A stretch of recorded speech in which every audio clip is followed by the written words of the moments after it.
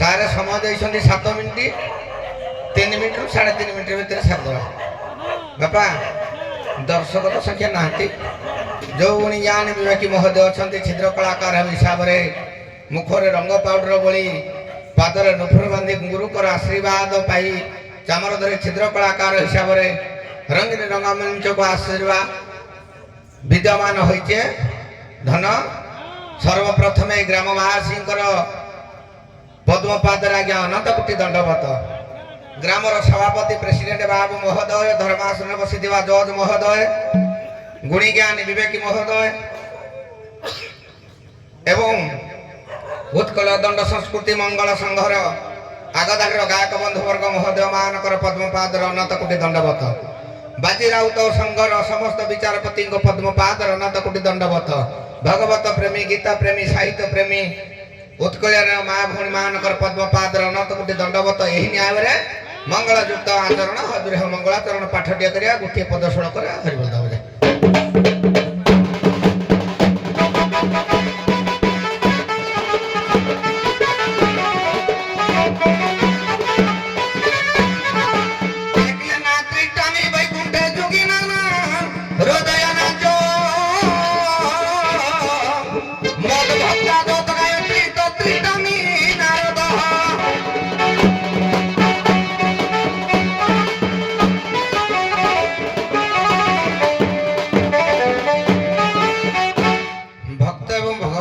कथन पथित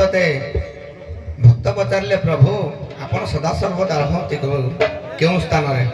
प्रभु कहले ना त्रिष्टामी वैकुंठे वैकुंठरे मु नथाए जुगिना ना हृदय जुगिकर हृदय मु नथाए मत भक्ता जत गायत्री अर्थ मो भक्त जोठे मो नाम को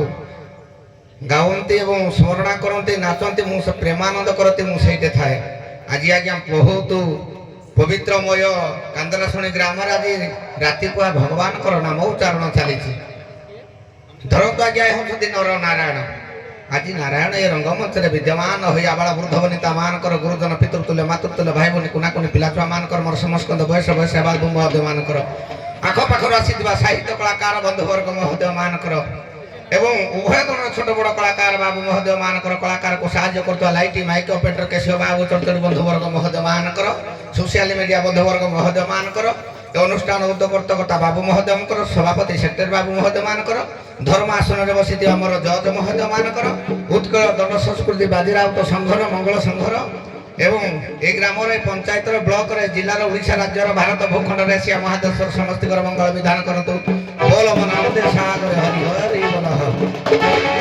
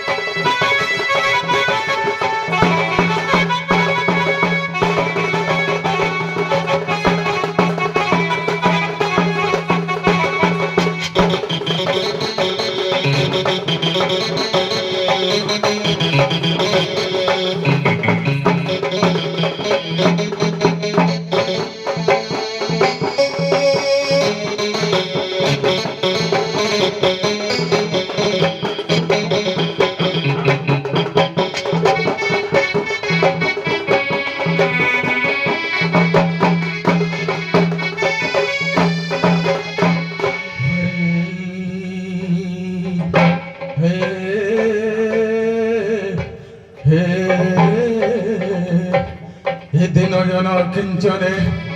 বারে দয়া কর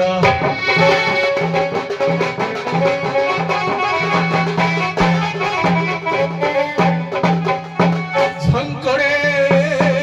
সদাবা সমা সিংহবাহী নিসারদা মম কণ্ঠে নিবাসয়মা বাক্য দেবী নমস্তে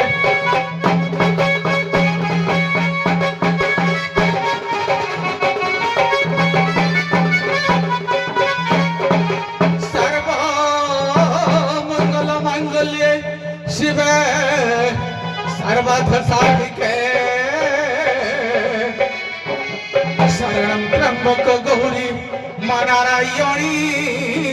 নমস্তে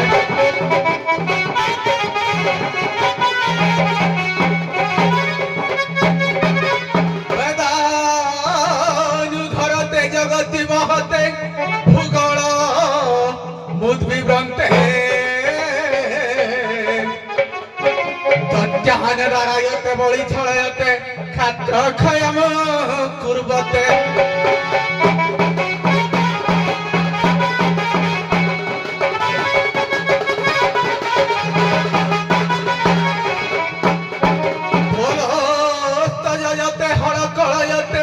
কারুণ্য মাতনতে ম্লেচ্ছান মৃচ্ছয়তে দশাকৃতি কৃতে কৃষ্ণায় তুভ্য নমঃ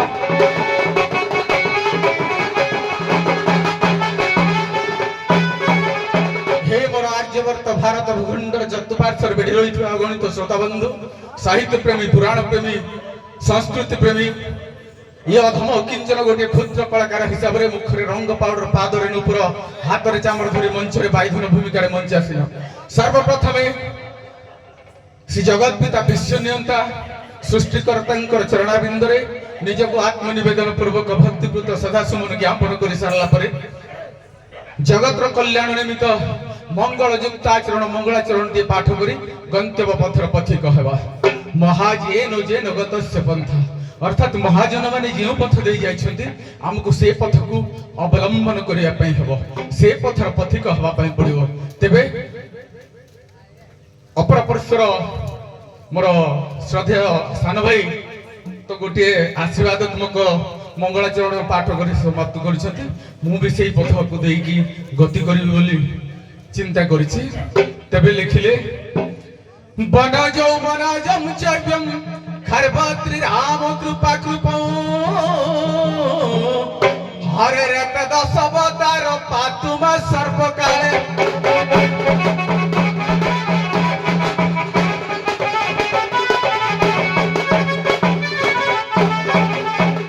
लिखिले वनजम चव्यम खरबात्री राम कृपा कृपा वनजौ आज्ञा जलरे दुई कौन भगवान प्रथम अवतार है मीनो अवतार सी बास करती जगल द्वितीय अवतार है कच्छप अवतार सी बास करती जल बनाज अर्थात जंगल दुई भगवान तृतीय अवतार है शुकर अवतार सी बास करती जंगल रे चतुर्थ अवतार है सिंह बानर सिंह बास करती जंगल रे बनाजम चव्यम खर्बत्री राम कृपा कृपम खर्ब कहले कि छोट छोट अवतार भगवान पंचम अवतार वामन अवतार सी हेले छोट अवतार खर्ब अवतार त्रिराम कृपा कृपम तीन राम त्रिराम कहले तीनोटी राम प्रथम राम आज्ञा परशुराम द्वितीय राम मर्यादा पुरुष रघुकुल तिलक राम भगवान तृतीय राम हेले बलराम त्रिराम कृपा कृपम कृपा बोलते कि दयार अवतार शांतिर वार्ता बहन करी धरा पृष्ठ रे पशु मान को विनाश करिवार जो न करिवार जो प्रयास करी ए धरा पृष्ठ को वार्ता देइछन्ति बौद्ध अवतार एवं कृप कहले रागर अवतार बा रुद्र अवतार भगवान शेष अवतार कल्की अवतार तेणु कल्की अवतार वर्तमान सुधा भगवान धारण करि नाहंती जेतेबेले धरा पृष्ठ पापी मान को विनाश करे म्लेच्छ संहार करिवे सेतेबेले भगवान कल्की रूप धारण करती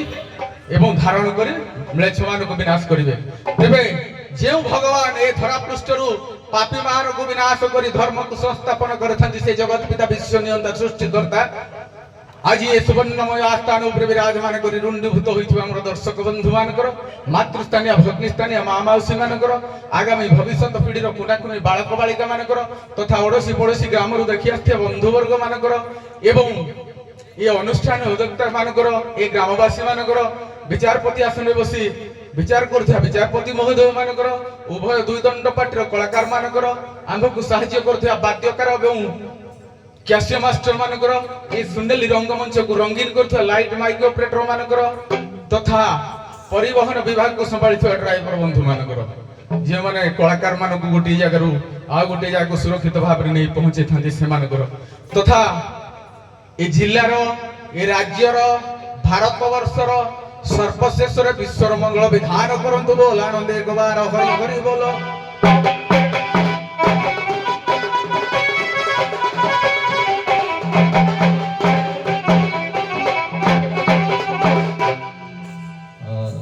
ବରେଣ୍ୟ ଗାୟକ ଶ୍ରେଷ୍ଠ ବନ୍ଧୁମାନେ ଆମେ ସମୟକୁ ଆଖି ଆଗରେ ରଖି କାର୍ଯ୍ୟକ୍ରମକୁ ସମାପ୍ତ କରିବା ତେଣୁ ଆମେ ଯେହେତୁ ବରେଣ୍ୟ ଆପଣମାନେ ପୁରାତନ କଳାକାର ଆମେ ଆପଣଙ୍କ ଠାରୁ କିଛି ଶିଖିବାକୁ ଚାହୁଁ ବିଶେଷ କିଛି ନାହିଁ ଆପଣ ବାଇଧନ ନା ଭାଇ ଧନ ଆପଣ ମାନେ ବାଇଧନ ନା ଭାଇ ଧନ ପ୍ରଥମେ କହିବେ। ହ୍ୟାଲୋ ଆଜ୍ଞା ବାଇଧନ ଆପଣ ତେବେ ଦଣ୍ଡରେ ବାଇଧନ ଆସନ୍ତି ନା ଭାଇ ଧନ ଯେତେବେଳେ ଆମର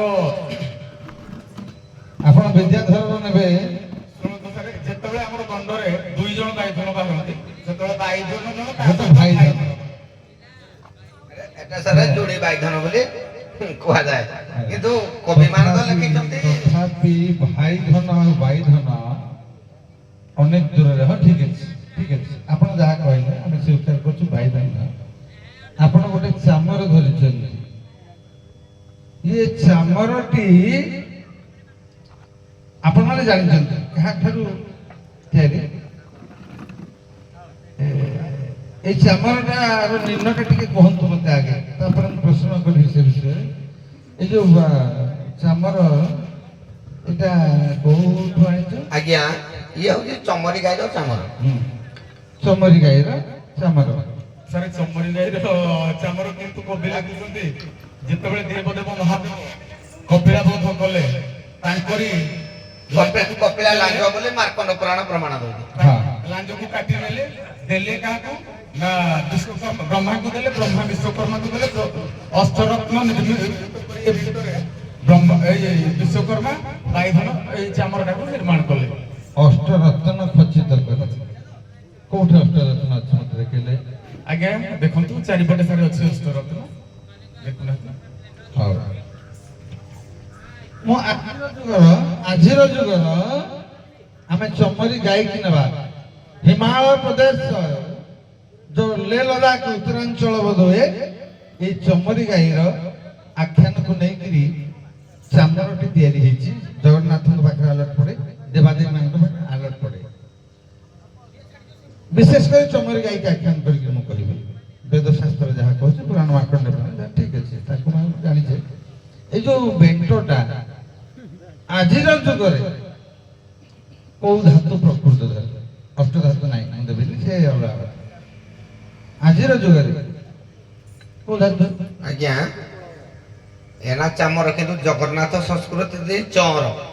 ନାଇଁ ନାଇଁ ଯୋଉ ବେଣ୍ଟଟା ନା ନା ଚାମର ଜଗନ୍ନାଥ ସଂସ୍କୃତି ଦେଇଛି ଚଅର କିନ୍ତୁ ବେଣ୍ଟଟା ସାରେ କୋଉ କୋଉ ଧାତୁରେ ସାରେ ଟିକେ ମୋର ମନେ ପଡୁନି କିନ୍ତୁ ଏଇ ଯୋଉଠି ଲେଖା ହେଇଛି ଚଅର ବୋଲି ସେଇଟା ଆଜ୍ଞା ଦେଇଛି କୋଉ ଧାତୁରେ ଏଟା ତିଆରି ହେଇଛି କୋଉ ଧାତୁ କହିବା ସାର୍ ଏଇ ଆମର ଯୋଉଟା ଆଲଟ ପଡେ ବା ଜଗନ୍ନାଥ ହୁଅନ୍ତୁ ସେ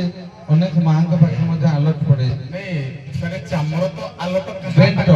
କାହା ପାଖରେ ପଡେ ସ୍ୱତନ୍ତ୍ର ଭାବରେ କବି ଲେଖିଛନ୍ତି ଦେବତା ବ୍ରାହ୍ମଣ ରାଜାଙ୍କ ସ୍ତ୍ରୀର ଲାଗି ବଟିବାରେ ଏହି ଚାମର ଅନ୍ୟଠାରେ ଯେଉଁ ଲାଗି କରିବ କପିଳା ବୋଧ ଦୋଷକୁ ତାକୁ ଲାଗିବ ହଁ ଠିକ ଅଛି ଏଇଟା ତେବେ ଯୋଉ ଚାମରର ବେଣ୍ଟଟା କୋଉ ଧାତୁରେ ତିଆରି ମୁଁ କହିବା ଏବେକାର ହଁ ହ୍ୟାଲୋ କଳି ଯୁଗରେ କେଉଁ ଧାତୁରେ ଏହା ନିର୍ମିତ? ଆଜ୍ଞା କଳି ଯୁଗରେ ସୁବର୍ଣ୍ଣରେ ନିର୍ମିତ। ସୁବର୍ଣ୍ଣ ଜଗନ୍ନାଥଙ୍କ ପାଖରେ ଯେଉଁ ଆଲଟ ପଡୁଛି ତାହା ସୁବର୍ଣ୍ଣ। Right answer. ରୂପା ମଧ୍ୟ ରାଇଟ୍ ଆନ୍ସର। ପିତ୍ତଳ ବି ରାଇଟ୍ ଆନ୍ସର। ନା, ନା, ଆପଣ- ତିନୋଟି ଧାତୁ ଆପଣ- ସମ୍ମିଶ୍ରଣରେ ନା, ନା। ଚାମର କରିପାରିବା ଯାହା କହେ ମାଦଳା ପାଞ୍ଜି। ମୁଁ ସେଥିରୁ ଉଦାହରଣ ଆପଣ କହିଲେ ତ ଅଷ୍ଟଧାତୁ ଏଥିରେ ମିଶ୍ରିତ ହବ ନାହିଁ। ନାଇଁ କେବଳ ପିତ୍ତଳ ଲଗେଇ ପାରିବେ କେବଳ ଗୋଟିଏ, ନାହିଁ ତ ସୁନା ଲଗେଇ ପାରିବେ ଗୋଟିଏ, ନାହିଁ ତ ରୂପା ଲଗେଇ ପାରିବେ ଯାହା ମାଦଳା ପାଞ୍ଜି କହେ। ମାଦଳା ପାଞ୍ଜି ବହୁତ କମ ଅଛି। ଆଚ୍ଛା ବେଣ୍ଟର ଆକାର କିଭଳି? ଆଜ୍ଞା ବେଣ୍ଟର ଆଙ୍ଗୁଳ ଆଜ୍ଞା ଲମ୍ବ ହଉଛି 13 ଆଙ୍ଗୁଳ ତାର। ମତେ କହିବାର ଅଛି ବେଣ୍ଟର ଆକୃତି, ଗଛର ଆକୃତି ଆପଣ ମାନେ ଦେଖୁଛନ୍ତି। ପୃଥିବୀ ଯେଉଁପରି ଆଜ୍ଞା ତାର ଆକୃତି ରହିଥାଏ ବେଣ୍ଟର ଆକୃତିଟା ସେଇପରି ତାର ରହିଥାଏ। ପୃଥିବୀ ଭଳି ଲଗେଇ ନାହିଁ ତ କାହିଁ? ଆପଣ କୋଉଟା କହିବାକୁ ମୁଁ କହିବି? ହଁ ଆଜ୍ଞା ଦେଖନ୍ତୁ ଅନେକ ଶାସ୍ତ୍ର ତ ଅନେକ ପ୍ରକାର ମତ ଦିଏ, କିନ୍ତୁ ଚାମରର ବେଣ୍ଟର ଆକୃତିଟା ଯେମିତି ଆମର ଇଏ ଲବଙ୍ଗ ଫୁଲ ଆକୃତିର ହଉଛି ଚାମର ବେଣ୍ଟଟା। ନିର୍ଣ୍ଣୟ ଜାଣି ରଖିବା। ଆଜି ପୁଙ୍ଖାନୁପୁଙ୍ଖ ଟିକେ କରିଦବା ଚାମର ବିଷୟରେ। ଆକ୍ଚୁଆଲି ଚାମରର ବେଣ୍ଟ ସେ ଚମରିକା ଆଷ୍ଟ ଯାହାଠୁ ଆଷ୍ଟ ବେଣ୍ଟ କଥା ଯଦି ନିର୍ଣ୍ଣୟ କରିବା ସୁନା ରୂପା କିମ୍ବା ପିତ୍ତଳ। ତିନି ଆକୃତି ହଉଛି ହସ୍ତିର ଦନ୍ତ ପରି। କାହିଁକି ହସ୍ତିର ଦନ୍ତ ପରି ଆଉ ଗୋଟେ ପେଣ୍ଡାଲେ ମୁଁ ଆପଣଙ୍କ ପାଖରେ ନେବି। ଆଜି କହିଦେଲି ହସ୍ତିର ଦନ୍ତ ପରି ଆଜ୍ଞା ଚାମରର ବେଣ୍ଟର ଆକୃତି, କିନ୍ତୁ କାହିଁକି ହସ୍ତିର ଯୋଡେ ପଶୁ କାହିଁକି ଯୋଡା ହେଇଛି? ମୀମାଂସା ମାଦଳା ପାଞ୍ଜି।